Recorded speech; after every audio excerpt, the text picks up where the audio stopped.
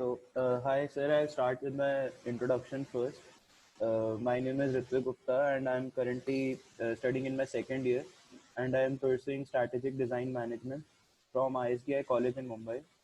So currently I'm working on this academic project that deals with educating and encouraging working class people to invest in India.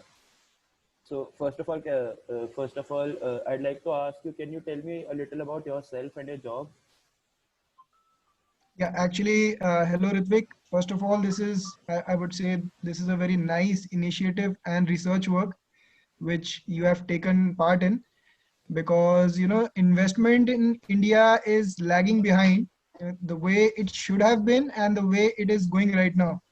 So I would like to introduce myself. My name is Ishan Gupta, and by qualification I am a chartered accountant. Currently I am teaching CA students, CA and graduate students of CA Intermediate, Foundation and otherwise. Also, along with that, I'm also following my CA journey. Along with that, I'm doing my practice for accountancy. And here I am looking forward to your questions. Right. My very first question to you is, sir, since my topic is about investments, do you personally invest your savings or revenue you generate? Personally, my viewpoint is that currently, my age is not that, that I'm not very old right now. So Right. you can say I've started, I had an interest in investing quite early in my life. Right. So I had started with researching about investing, what, like the great investors of our generation, like Warren Buffett do, and other investors like Indian investors, Rakesh Jhunjhunwala, what does he do? Right. But the thing was that when I found out regarding them, they think in terms of crores of rupees. And myself starting out in my career, I have started investing in some of the asset classes that they gave guidance in. So right now, yes, I'm definitely doing some of my investments in stock market, some in fixed deposits and otherwise. Right. What according to you are some safe and reliable investments, since you are from the financial background and you have done, yes, I'm sure you know a lot about it. So, what according to you are some of the very basic and safe and reliable investments for a beginner? I would say that regarding this, it takes me back to my journey when I had started researching about investments, and I came across two simple rules of Warren Buffett. If you might have heard about them, Warren Buffett says that there are only two simple rules to succeed in life. First one is to always take care of your investments in such a way that they never turn out to be a zero. Because like if you have invested somewhere 1 lakh rupees, and Right. it gets down to 50,000, then you have to earn 100% on that to get back to your principal amount. Right. And he says if you follow this step one and your principal amount goes down to zero, then by any percentage you earn the return, you can never reach back to 1 lakh rupees. So first principle, he says that you should always invest in such a place that you are sure it would never turn out to be zero, and it would always grow in time. In time is a again a broader concept. We would definitely discuss on this topic also, what is a long term horizon, in the coming interview.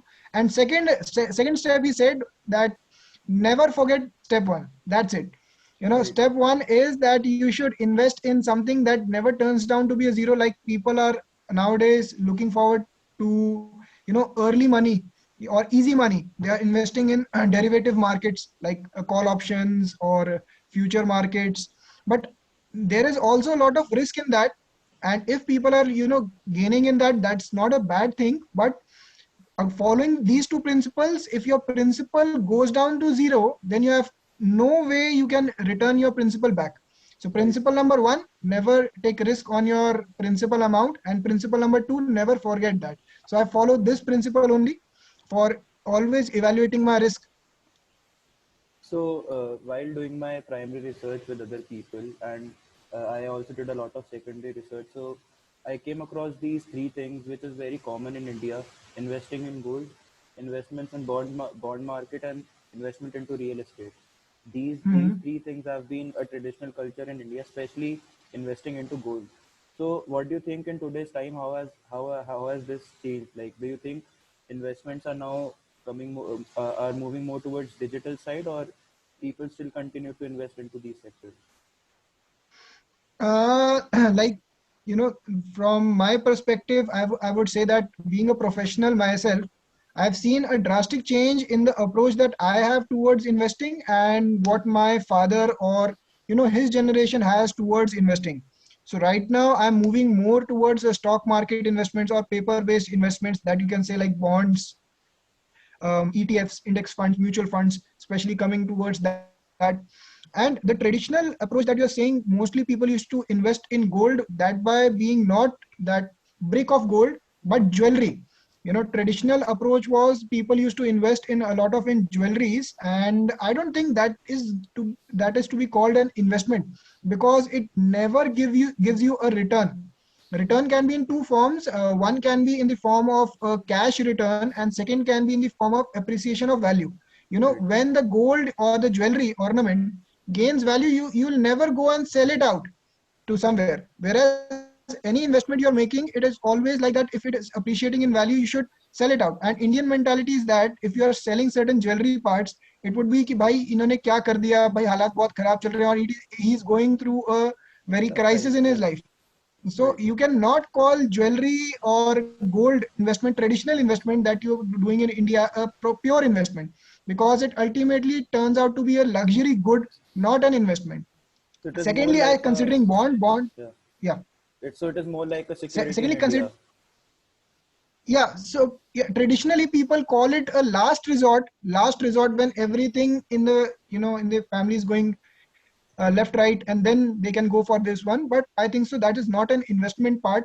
I would never personally like to invest in jewelry, because it would never result in increasing my wealth from the future point of view. It would not give me a cash return, or if even in a next scenario that the value increases, I would not be able to sell it to gain certain capital gains. And secondly, you're talking about bonds. Bonds are a very good source, a steady source, like bonds in the form of recurring deposits, which I encourage my students also to start early in their life. Recurring deposits or fixed deposits in the most simplest forms. These are very good, because if by chance any of the people are doing any mistakes in that, they can still switch their bonds investment into some other place. And talking about real estate investment is a very good thing. Currently I'm working on, I'm reading a book on it, investments in real estate, rental properties. But the thing is that you have to again analyze, these are three completely different asset classes: the gold part of it, the bond part of it, and the real estate part of it. So either you have to make your mindset like that, you're treating a real estate not as a your home, but you're treating it as a investment. Again, that is a, you can call it an emotional attachment to your place. Like people say that मैं यहाँ पे रह रहा हूँ or I'm staying over here, so why should I sell my place? So no, Right. so that should be a different perspective. You should split that up. And coming to the what I think that in today's time, people are getting more educated by this common platform, YouTube or some other places. They are getting more knowledge. Like myself, you just have to be curious about it. If you are curious about it, then anything is possible. You can always reach out and get more information. Yeah. Right. So, talking about these securities, these are not actually investments, like you said. So, and since people in India prefer more towards savings rather than investing, though this trend has been changing, but traditional culture in India is that people prefer to save more. So, do you think Mhm. that people are still continuing to invest towards the FDs, because investing into FDs has been a culture like that Indians prefer from their safety point of view for future. So do you think, like, how has the trend been in terms of FD? From fixed deposits point of view, I would say that it is one of the safest regarding when it comes to fixed deposits. You can always approach a bank and go there and get a fixed deposit done. But looking at today's scenario, if you are going to a bank, like recently I was checking out the fixed deposit interest rate, it is around 5 point something percent, 5 point, even if you take 5.5% per annum, that is nothing as compared to what the inflation rates are going right now. So I would say that people are, yes, definitely still continuing with fixed deposits, which is not a bad choice. But if a young person is looking at this interview and he's looking forward to invest, I think he should do certain research in equity market like stock exchange and go towards that, because young person has a advantage of time investment. He can always gain upon that. Think so that would be a good part. Yes, definitely people are continuing, but they can also always diversify into other asset classes which are also safe, if you're looking from my perspective, like a long term perspective. Right. So I read this Indian Wealth Report of 2019, where I was checking out where investments into equity wealth have specially increased, and investment towards financial assets and physical assets have dropped down in the coming years.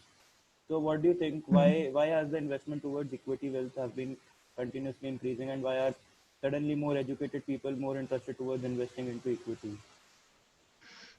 Like talking about equity market, I'll again, if you're talking about facts, I would like to state some of the facts over here. Like I was also researching upon equity market, because traditionally, if you look at equity markets, they have been like performing like amazing. They are giving a lot of a high return, and during the period of 2019 and early beginning of 2020, 2019, 2018, these were the times when equity market was going very high. It was touching new peaks. So मतलब वो कहते हैं ना, जैसे कि मक्खी अपने आप ही उसके आसपास, शहद के आसपास पहुंच जाती है, like any there is some returns, profitable Right. returns, so people automatically read about it and they collectively come over there. The most major problem and the major mistake that they do is, without researching, they start investing in equity market. I would say that they start investing in equity market just because an XYZ person is getting a good return. Without understanding the principles, they start investing कि हाँ भाई अब अच्छा return मिलना ही है. They expect that to get a good return. Right. But the thing was that the last 2020, the last year, due to Corona pandemic, if you look at the graph, that at the beginning of the pandemic, there was certain crisis regarding Yes Bank, and simultaneously after that, the stock market also went down due to pandemic. At that point of time, people started taking out their money, and they realized that, yeah, this is not a good investment. But today 2021, and this is March right now, if you look at the stock market, recently last month it has touched the highest level. It's booming That right has now. been because people who are consistently investing for a long term horizon, only those people have gained. If people are just coming into the market, into the equity market in 2019, 2018, or in any year, just for that particular year and exiting the market in 1 or 2 years, I don't think they would ever be able to get that profitable of a return as they could have if they would have stayed in the long run. So I Right. think so this has been the reason, like people are becoming more professional these days, and people are getting more better employment as compared to 20 years ago. So they are looking at, so most of them do not know how to invest in equity market. So maybe there's a lot of learning left for everyone, including myself. I also like to learn more and more about equity market or any type of investment. So I think so that's the problem there is. Yeah. So, like you have been mentioning long run in a lot of your answers. So, how do you decide whether to go for a long term investment or a short term investment, and what goals do you have for each category? Like, first of all, let's define what is long term, short term, or medium term. Like from my perspective, I look at long term around 20 years, 25, 30 years, maybe certain investments that you're just making and investing and forgetting where you have Right. invested. So these are known as long term, very extremely long term, that you can look after certain setting of a goal that would happen 30 years from now or maybe 25 years from now. Exactly. The thing is that you don't know where you would be, but investing is a very good thing. You should save and invest and plan for that right now. So you should set up certain particular goals. Obviously, the goals would always change according to time, like certain goals in the long run, especially the long run ones, they would change according to time, that you don't know what exactly is going to happen after 30 years, Right. but you can still plan for it. Coming to the medium term, it can be around 15 years, 10 years, and the short term can be around 1 or 2 years happening after 2 years. So basically what I would like to say is that people should plan out whatever they are, going to, wherever they are going to spend a major chunk of their income. For example, if someone is planning to go on a holiday, an international tour, he should always definitely plan it out and take out certain chunk of his income in such a manner that he can invest it into short-term investment, securities like Right. liquid market, Right. where he can immediately liquidate it, not taking that small chunk which he requires in the next year and investing it in long-term investments. So that way I think so planning can be done, and accordingly it depends upon person to person, depending upon the age he is in. What I suggest is people who are 18 years should immediately start. In fact, a person who is just having a baby, that person should start investing for that baby right now when he is born. Even 1000 rupees investing per month would turn out to be crores of amount at the time when he becomes a mature Right. or an adult. So I think so that would be my point. So, since you have a lot of curiosity towards investment yourself, and you too are a good researcher, so what, according to you, are some trending investment opportunities that you see right now in India? Right now in India, I think so that the stock market, especially for all the young viewers who are looking at this video anytime, I would say that all the young viewers, you have the best advantage in life to generate passive income. A passive income is something that you don't have to work for. You just invest your money or invest something or create something that is automatically going to generate wealth for you. Again, wealth can be in two forms, either giving you cash inflow or it can be in the form of capital appreciation. So young viewers who are viewing this video, especially those people, I would like to say, have a tremendous opportunity, because ultimately they have to invest in a certain security and just forget about it. After 30 years, 40 years, they have the advantage of what I call compounding. In fact, I have made a video on this and posted on my YouTube channel, and I'm talking again and again on this because compounding is the best way of multiplying your wealth. So young people have a advantage on it, and I think so equity market would be very beneficial for them, the young viewers, the young people, because for example, I would like to say that ETFs, Right. exchange traded funds or index funds, they are the upcoming, and in the long run, definitely no one can beat these types of mutual funds. They should definitely go for it. Again, there's a philosophy behind this, there's a logic behind this.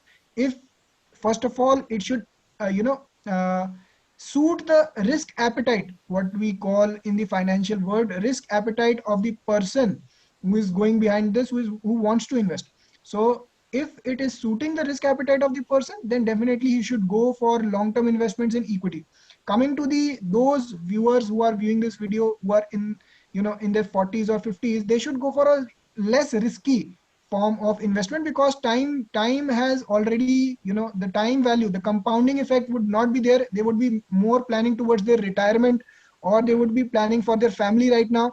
So they should go for a much safer investment, like in 10 years, 15 years, or maximum 5 years at the time of the marriage of the daughters or their son, the money required over there. So they should go for a little conservative investment. So that's what I would like to say, that there are many opportunities depending upon the person that are coming right now. Right. So, a lot of people recently have been diversifying their investment portfolio. So do you think is it important nowadays to diversify your investment portfolio? Yeah, definitely diversification is a very, again, a good thing.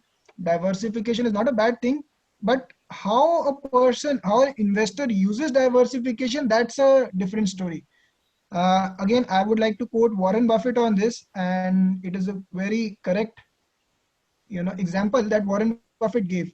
I was looking at one of his videos where he was explaining how an investor should think regarding an investment. He said that, for example, if you are just graduating out of college, imagine that you have that punch card, a Right. punch card where there are only 20 holes over there, and you are going out of college, and these are the many, like there are 20 punch cards over there.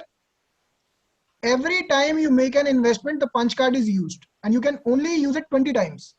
These are the number of investments that you would have to make in your life to become extraordinarily rich. So he said that if a person was given only 20 opportunities to invest in his life, then every person would think quite very hard on investing each and every time, because when he is only required to invest 20 times in his life, he would always think what are the pros and what are the cons of it. Right. So I think so this is the thing that people should look after. And if you are always, only 2 or 3 times you have invested in such a manner, that diversification is in such a manner that you have invested your portfolio in maximum 5 6 things, but every time you are investing you are thinking very hard about it, where to invest, even in the 5 or 6 categories that you are investing in, that would be it, that would make you phenomenally rich in the long run. Right. So, a lot of tier one cities in India have been inclined towards investing more into the stock market over other investment opportunities. So, what do you have to say about that? Like, why are they so interested into the stock market while we have other opportunities in India as well? Is it because the stock market is more predictable? Who all are what was your question again? Who all are more interested in stock market? The tier one cities. The diamond cities. No, no, the tier one cities. Acha, tier one. Okay, Yeah, okay, okay. yeah, yeah. So you're talking about all those, the The creamy cream section of metropolitan, the yeah, society. They are, yeah, yeah, yeah. They are always interested towards investing in the stock stock market, market. right? So basically, the thing is there are many factors playing over here. First of all, they are earning a better income as compared to those people who are living in tier two or tier three cities. So obviously, their expenditure habits are different, and the amount of savings that they have, they are also different. Secondly, they are more educated. I am not saying that other tier cities are not. They can always reach out to, again, YouTube is the best source. You can have to educate yourself. But there are, tier one are more educated in a relative manner. So they are always looking for better opportunities to invest their money, and they're always ready to take more risk as compared to, relatively again, to tier 2 and tier 3 cities. So I think so they have a better understanding of how the stock market works, what how they can, get a better knowledge, and better facilities are available over there. Looking at the, like, in India, the online portals, still after being made internet so cheap in India, still online portals are not that effective. Infrastructure is not that effective as it can become in the coming years. So I think so that the facilities in tier 1 cities is very much available as compared to tier 2 and tier 3. The education part, the income part of it, everything plays a major role for tier 1 cities to, and the people living over there, to have a better understanding of stock markets. Right. So, talking about the rural side of India, since India has a major population belonging to the rural sector too, and a lot of people don't know about investment due to quite a few reasons, and they even don't have sufficient amounts. So, how do you think India or the government can play an important role in spreading investment? Uh, sorry. So, how do you think the government can play a key role in spreading awareness for the investment opportunity, especially into the rural side? Okay, so the rural side, I would say that, first of all, every part of the society is important, and every part of the society has a different perspective, different need. There is a hierarchy, Maslow's Yeah, psychological or hierarchy, something theory like that. So majority of the people who are living in rural areas in India, their requirement is not to live a luxurious life. Their requirement is to survive. Majority of the people living in rural areas are not quite living a luxurious life. They are surviving for their even day-to-day necessities. So they are looking to survive. They are looking to complete their first stage, that is the necessity stage. After that only they would be moving towards the upper stages. right, So I think so in the rural areas, if people are wanting, if India or the government wants to improve the situation of investing or right, the financial position of the rural India, they should go for such schemes which have low risk and right. a guaranteed form of return. For example, I would like to quote over here is PPF, Public Provident Provident Fund. fund, yeah, PPF is a fantastic scheme where you are investing, and for 15 years At the time of investment, you get exemption from tax. At the time of interest earnings, you get exemption. And at the time of maturity of the amount, principal amount and the lump sum amount, the tax exemption is there. So once you are investing in that for 15 years, your money gets blocked. And the effect of compounding, you're obviously, you would not be able to explain everyone in the rural or in the urban area what the compounding is. Maybe some will understand, some will not, but you can always explain. If you keep your money for 15 years with the government, and government is a highly secured area where you can keep your investments Right. with the government, you will get at today's rate also 7.1% is there for ppfs, whereas fixed deposits are giving only 5.5% or 5%. So if you are keeping your money over there, after 15 years, that amount will grow to a huge amount. And if you start early, again, after 20 years, 25 years, 30 years, that amount would grow to 10 times, 30 times. That would be the case. So I think so in rural areas, awareness should be there regarding government investments, because the risk appetite again for rural areas is not the same as compared to the tier 1 of the country. Because tier 1, again, as I explained, they are more towards risk taking as long as they are getting higher returns. Right. Whereas the rural areas, they would like to complete their necessities first, and after that move towards the upper on the scale. So I would suggest government should create awareness regarding such type of securities.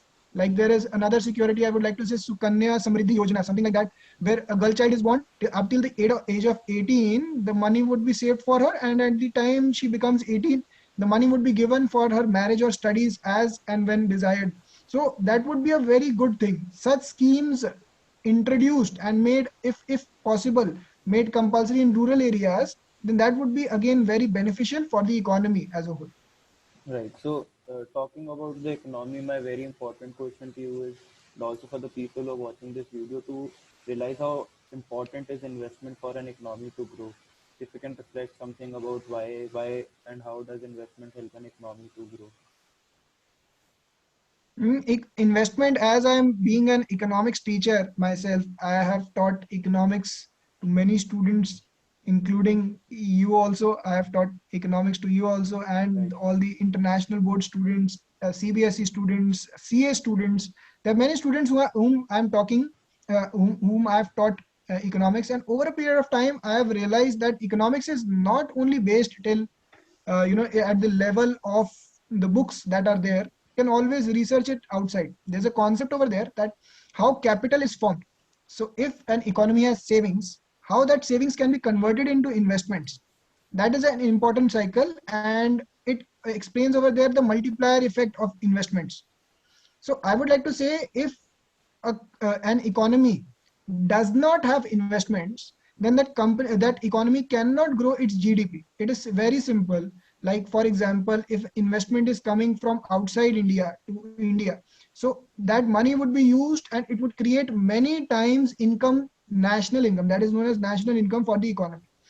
A simple example can be compared at international level also, where for example USA and India, a lot of investments are there in USA, and you can see how that economy, their economical level has increased tremendously, and till date no economy is able to beat them in the amount of GDP they are generating every year. Right. If investments are subtracted from their economy, again their economy would quite fast go down.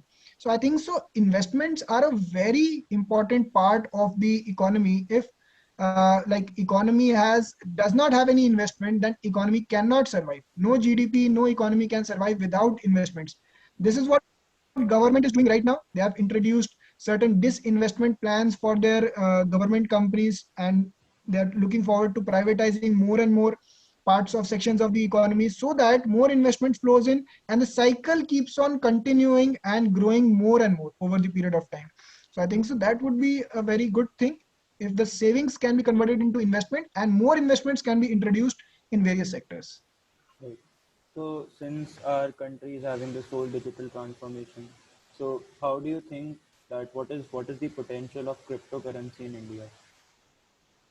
Cryptocurrency, again, cryptocurrency, the potential of cryptocurrency, I would like to say that it is not my cup of tea, because Right. when I was starting out with investments in various areas, I also researched cryptocurrency. At that point of time, it was fluctuating like anything, and every day there was a different price on the cryptocurrency.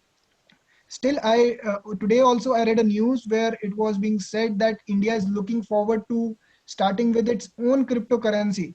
Yeah. Some news came out like that, where it was being talked that India is looking forward to starting with its own cryptocurrency, and why it is important to do that.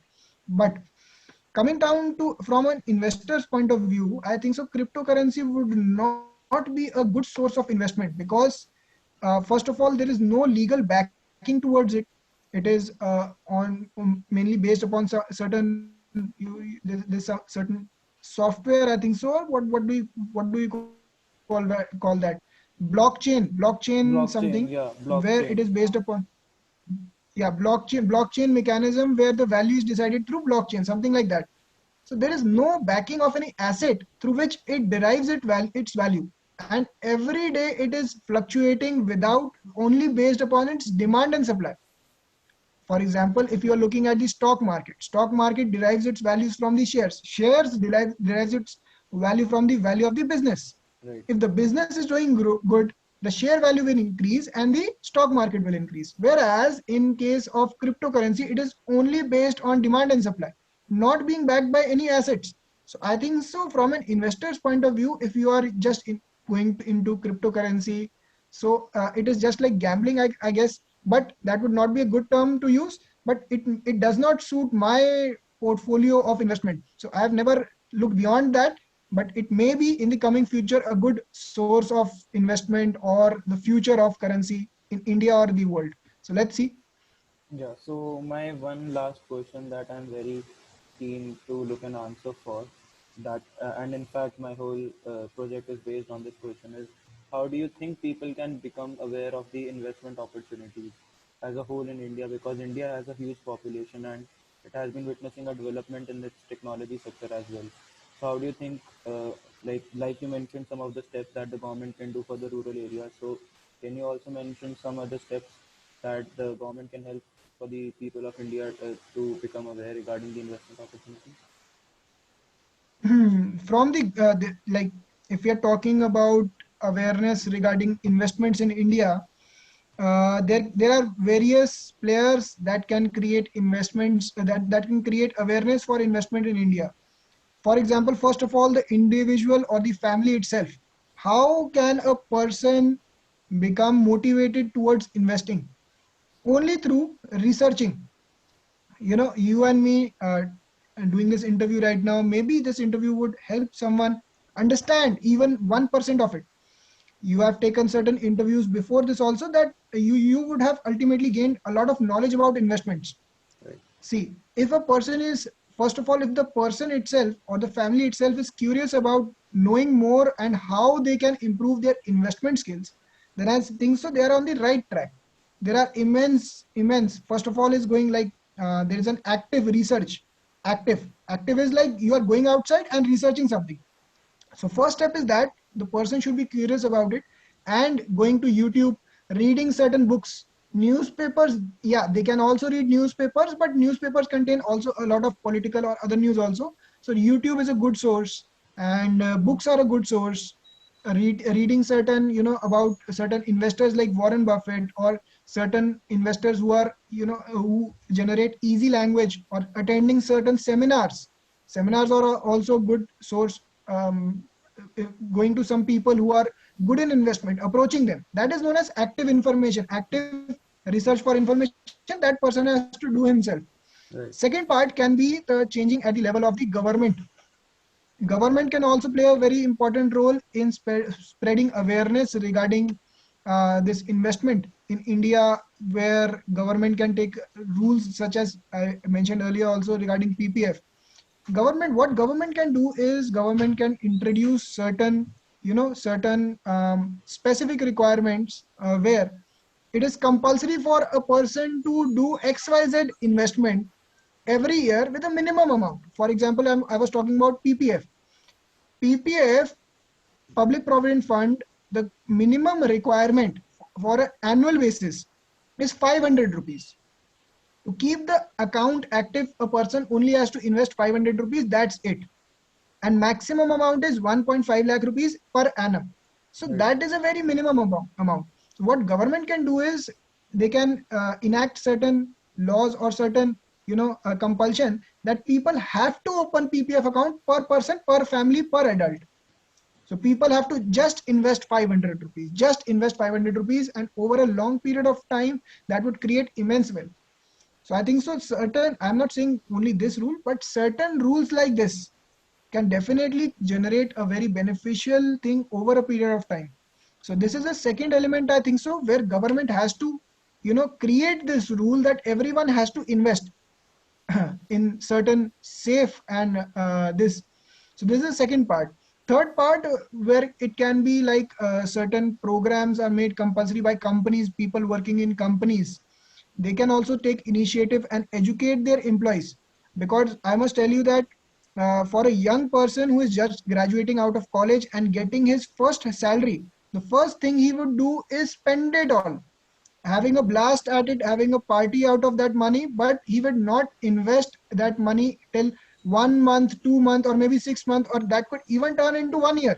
After that, he would start thinking about investing that money. So certain portion of the by the company also, companies can also do that. They can create certain rules and making the employee understand that this is very important for the future and can invest that money. So certain rules are active, like a person has to be active, and certain can be passive where it is imposed upon them till a certain point where it is acceptable for the person. So I think so that would be a great initiative by government, by ourselves, where investments are made more part of our life, day to day life. Right.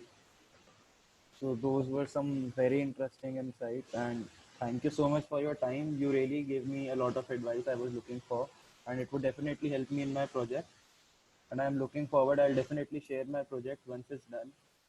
And Sure. uh, thank you so much for your time again. I know Thank you. Thank you you. have a very busy schedule, and I'd like to thank you that you took the time for me to interview you. It means a lot. Thank you. It was an intense interview, and myself also looking forward to such activities, because ultimately these are very good. This is a very good project and good point that you are looking into, because ultimately you never know where it will have a benefit in your life. Never know. So I think so. It is a very good initiative, and you should definitely share all these interviews with whomever you have conducted. Any point you think that is very good for everyone. So all the best, and thank you so much. Thank you, sir.